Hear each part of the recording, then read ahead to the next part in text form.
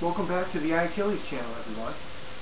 Today I wanted to talk a little bit about Nancy Pelosi. She's been saying for quite a while now, touting the health care bill, and the reasoning behind the health care bill was the reason for health care reform is to allow struggling artists to quit their jobs and not worry about insurance costs, not worrying about medical care, not worrying, about losing their jobs and keeping their health care. Now they can quit their jobs and pursue their dream of being an artist, a painter, an actor, or a singer, or a writer. See, what Nancy Pelosi is doing is she is using democracy. She's using democracy. The United States of America is a republic. Nowhere in our founding documents does it say this country was ever intended to be a democracy. Democracy is nothing more than a tool to get you from one place to another. It's a means to an end, really. A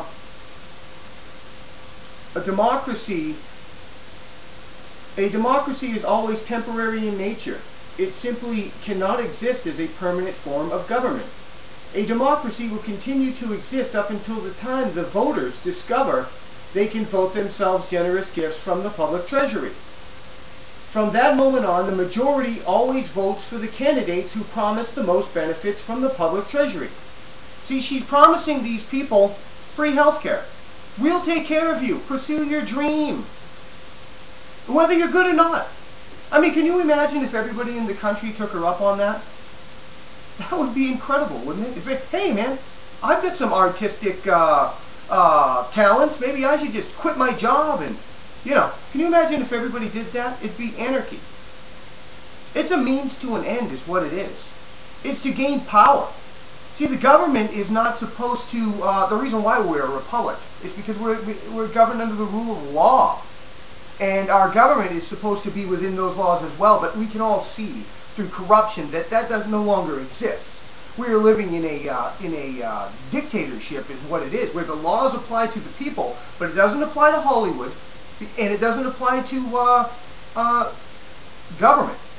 These people are above the law because they're working together to fundamentally change our country, transform it, change the foundations. She's offering things that the government was never intended to offer. The government has specific roles, and that's it. The federal government.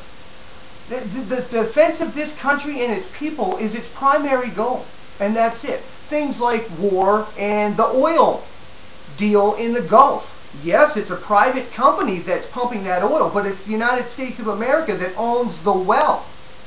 Do you understand? We've leased that to them.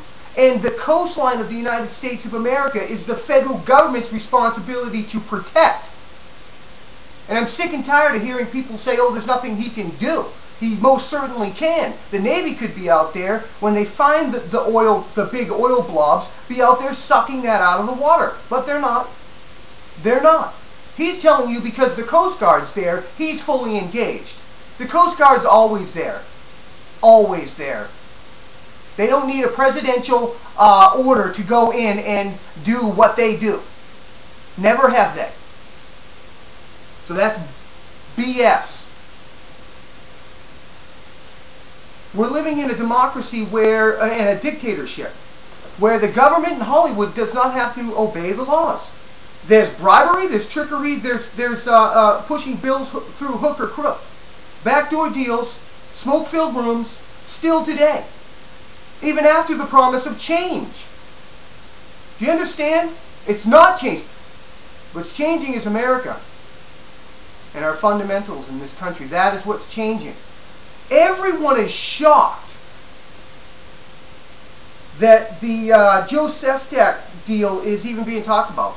Bob Beckel is amazed that it's even newsworthy. Bob Beckel worked for the Clinton regime. He was on Fox News the other day talking about it. He's amazed it's even a story. Well, there are actual laws on the books that say that that's illegal. It's a felony. Laws on the book. But see, we're not dealing with laws here. They're above the laws, and they've been above the laws, and what's happening here is the same thing that's been happening for years and years and years.